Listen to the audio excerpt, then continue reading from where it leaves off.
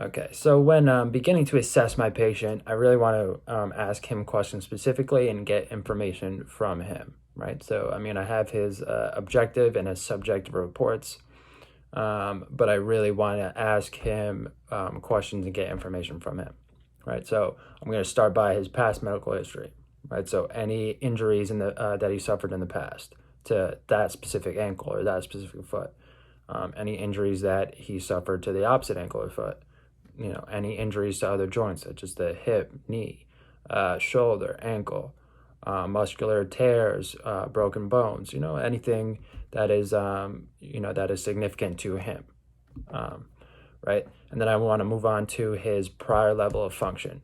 So, any specific activities that you're looking to get back to. How were you before the injury, right? Did you walk a lot? Did you, run a lot? Did you perform did you participate in sports, or were you generally sedentary? Right. I want to move on to his current level of function. So, any specific activities of daily living that he finds himself struggling with, or that he finds that he actually can do relatively easy, right? How is he navigating around the house or the block with the crutches? Does he find that relatively easy, or is he struggling? Um, and then from there, I want to progress to household living. So, does he live with anybody? His family members, any friends, any significant others, any roommates that can help him, help assist him, help him perform specific activities, right? Does he live in a house or an apartment, right? And if depending on where he lives, are there steps to get to that apartment? I mean, a house or apartment. If he lives in an apartment, does he have navigation? I mean, access to an elevator, right? Well, important questions. Pets. Does he have a dog that he has to walk? Walking the dog is very important if you don't want a mess in your house. Does he have animals that he has to tend to, right? And then his job. I'm going to ask, do you have a job? Where do you work? If so, are you able to work with your current condition, right? Is your job generally sedentary? Is it a computer job, or does it require a lot of physical effort and walking, right? So from there, I'm going to move on to his ankle in particular. So I'm going to start asking about his pain. How's the ankle feeling today? Is it feeling excessively stiff? Is it very painful? More tender than it was yesterday, right? Are there specific activities that he knows in particular, or that he can remember, that enhances or alleviates the pain, right? Are there specific times of the day where the ankle pain is more noticeable, whether that be a morning, afternoon, night? Or does he find that it's very stiff or inflamed in the morning or night? So all important questions about his left affected ankle. Then I'm going to move on to the right ankle, which was indicated in his report. So, I see that he had tenderness in his right ankle. How's it feeling today? The right ankle is very important in him being able to navigate effectively, because he has his right ankle to bear weight on and assist with using his left ankle, right? So if it's feeling good, how has it affected your ability to ambulate or use your crutches effectively? Any necessary increase in tenderness, pain, stiffness, and any noticeable weakness in the whether it's the ankle or the entire right lower extremity alone, right? And then finally moving on to just brushing upon the lower back and shoulder pain, right? So how is that feeling today? I saw that you reported that you had generally uncomfortable back pain, that you had uncomfort in the shoulder. Are there specific times of the day where the pain is more severe, right? What type of pain? How can you express it? So what type of pain do you feel? Is it a throbbing pain? Is it an aching pain or a sharp pain? Is it widespread, or is it very specific? And pain just in a specific part of the back or a specific part of the shoulder, right? And is that affecting your ability to navigate properly, which is probably the most important question to ask.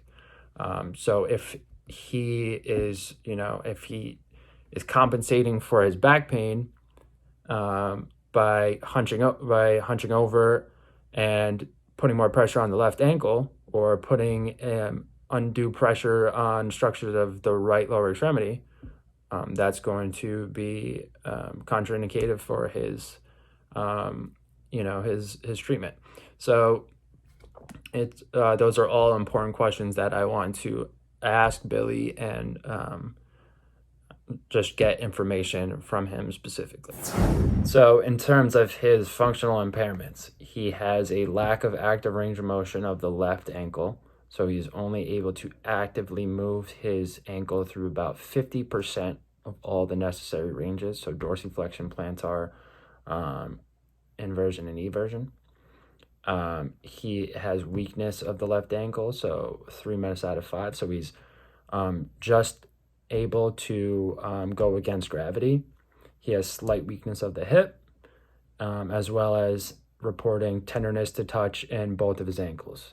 Besides the tenderness to touch, he is pretty strong and reliable in his right lower extremity. So the activity limitations that are impacted by these impairments, he's going to have a limited ability to ambulate properly. He's going to have a limited ability to navigate small areas and maneuver himself. He's not going to be, he's going to have difficulties climbing stairs, or navigating stairs. He's going to have limited ability, running or jumping or performing any sort of, plyometric type activities that involve the lower extremities. And his ADLs are going to be impacted.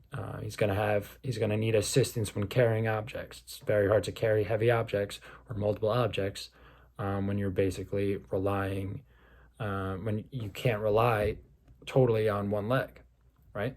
So carrying groceries, carrying his laundry, carrying any specific packages, right? He is going to need help maintaining the house, cleaning the house, and if he has pets, walking the dog, attending to his pets, and all different sorts of other activities of daily living that can be impacted by not navigating properly. Finally, this leads to participation restriction. So it wasn't shown in the documentation what activities he liked to participate in, or what his general hobbies were. However, just in general, he's going to be limited in participating in sports with his friends, participating in any sports leagues that involve really obviously using the lower extremities. He's going to have difficulties working depending on his job. So once again, if he has a job that requires physical effort of his lower extremities, he's going to have difficulties participating in that job. And he's going to, have difficulties going to specific venues with friends.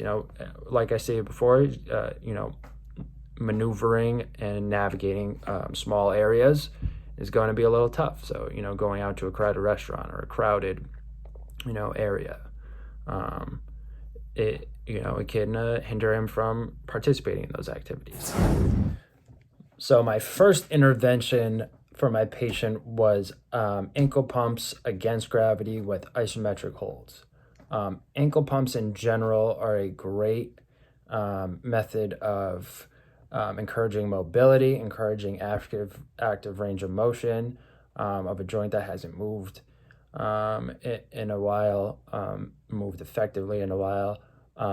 It encourages blood flow to the area, which not only helps the muscles, but helps all the connective tissues and surrounding structures that keep the ankle healthy, and also encourages proprioceptive feedback and control of the ankle. So it helps, it will help Billy gain coordination and control of using his ankle properly. To start, we're going to do some, we're going to move your ankle a little bit, right?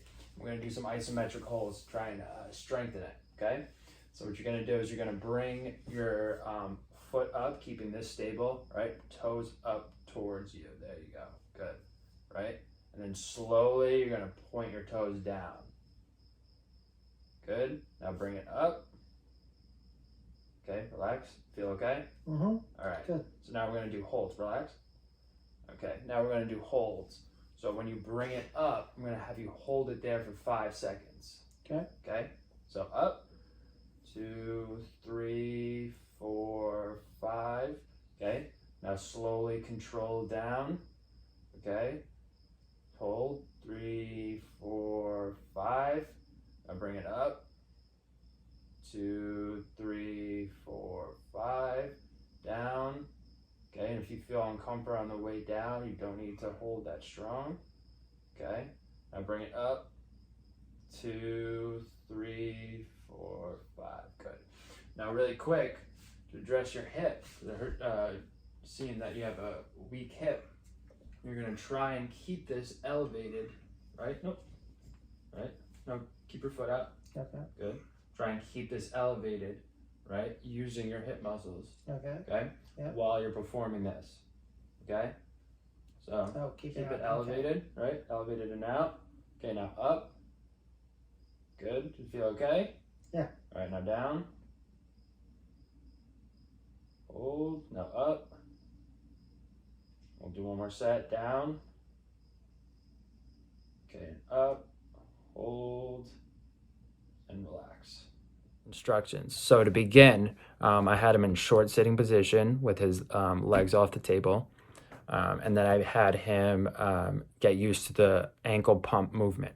So I asked him to bring his foot and his toes up towards the ceiling, however, keeping his leg stable. So, I don't want him to bring his foot and his leg up to the ceiling, just bring the foot and toes backwards, right? So he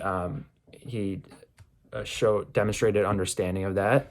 He put it into dorsiflex position, and then I asked him, okay, now slowly bring it into a toes pointed position. And he slowly brought his foot down, slowly and controlled. That was emphasized, slow and controlled the entire time, into a toes down plantar flex position. Asked him how he felt when he was in that position, and he said he was okay. So I performed that about 2 to 3 more times just to see how he was feeling. And when he reported that he was okay, I had him incorporate isometric holds. So incorporating the isometric holds, I had him perform the same motion, the same ankle pump motion before. Okay, so bring your foot and toes back towards you again, but when you get to the top part of the motion, we're gonna hold it there, okay?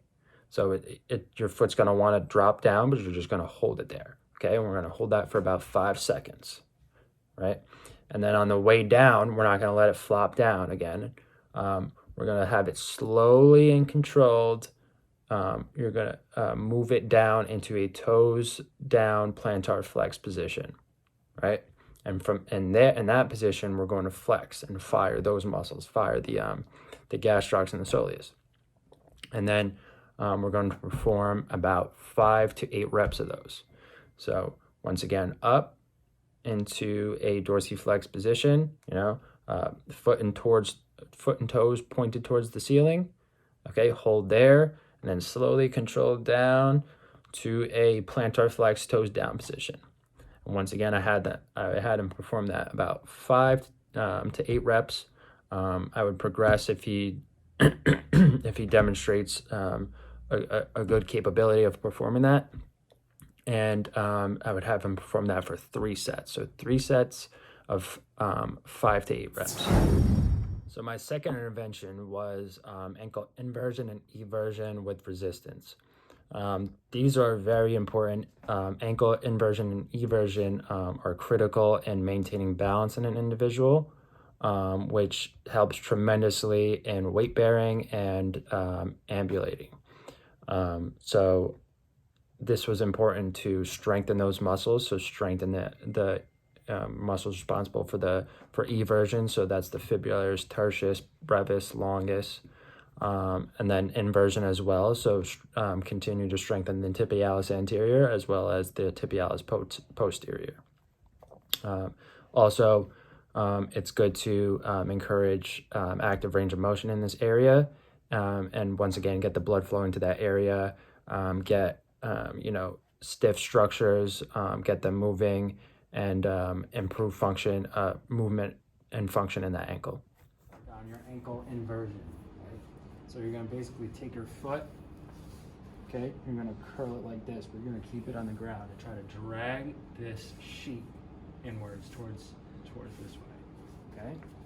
So curl your foot in, good.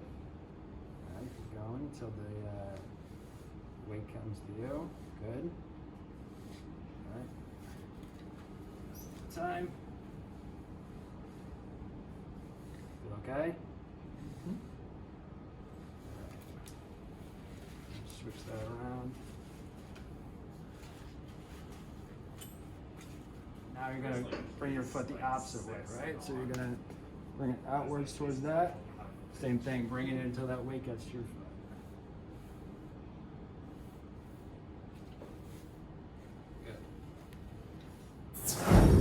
So for ankle inversion and eversion, I had my patient short sitting with his left affected foot flat against a sheet. You use a towel as well. For inversion, I had him place his foot on the right end of the sheet, and I put a ankle weight on the left end, far left end. I asked him to bring his foot inwards, keeping his foot in contact with the ground. So curl his foot inwards, and I demonstrated that to him. He did it successfully, and have him continue to produce this motion until the ankle weight and the end of the towel reached his foot. And then after that, I reset it and had him perform it again. For inversion, I had him produce the same movement, except his foot was on the left end of the sheet, and the ankle weight was on the right end of the sheet. And then I had him, asked him to curl his foot outwards, and I demonstrated that to him as well, and produce this motion while keeping contact with the sheet. Produce this motion until the ankle weight reached and the end of the sheet reached his foot. And I would have him perform this 3 times for 3 times each for both inversion and eversion. For my third intervention, I'm going to ambulate my patient with axillary crutches. This is very important as it's going to allow him to weight bear on his ankle. His current status is weight bearing as tolerated. So he's going to be able to weight bear, which is very important in improving strength, improving balance, improving bone density, encouraging blood flow to the area, as well as increasing proprioceptive and sensory feedback and control of the ankle. This will also simultaneously help get his right lower extremity moving. Even though his right extremity is in good condition, it's always important to keep that moving to just promote the proper health and integrity of the muscle and structures. Walking, we're going to do a 3-point gait pattern, okay? So we're gonna bring the crutches forward, followed by your left foot, okay? With the left foot, it's important, you can put weight bearing as tolerated, okay? So let pain be your guide. If you feel pain or discomfort, stop putting pressure on the foot, all right? So you're gonna go crutches first, followed by your left leg, and then right leg through, okay? Crutches forward, left leg weight bearing tolerated, right leg through, good. Crutches, left, right. Left, right. Remember, just as much as you can tolerate. Right, good, crutches, left, right, one more, crutches, good. So for instructions for ambulating my patient with the axillary crutches, I'm going to have him start by standing, using the crutches for support. He's going to be fully weight bearing on his right leg, right lower extremity, and weight bearing as tolerated on his left. I'm going to explain to him the process before we actually go out and start ambulating. So he's going to bring out his crutches first, followed by his left leg. And I'm going to explain to him that he's weight bearing as tolerated on his left ankle. So to put an appropriate amount of pressure that he feels that he can put without pain, and to let pain be your guide. So as he's putting pressure on the ankle, if he feels pain, stop and just put an appropriate amount of pressure that he feels that he can weight that he can bear on that ankle. So he's going to put crutches forward, followed by the left foot weight bearing as tolerated, and right foot swing through. Crutches, left foot weight bearing as tolerated. Keep reminding him only pressure with no pain. Let pain be your guide, and right leg swing through. And I'm gonna have him going down the hallway, maybe about 100 feet, and then back. The modality I'm going to use for Billy is going to be the whirlpool. The whirlpool is great for a number of different conditions. However, I'm going to be using mine specifically for addressing his active range of motion of the ankle. Before it, I'm just going to ask him if he has any adverse effects to heat. I'm going to examine the ankle and make sure there's no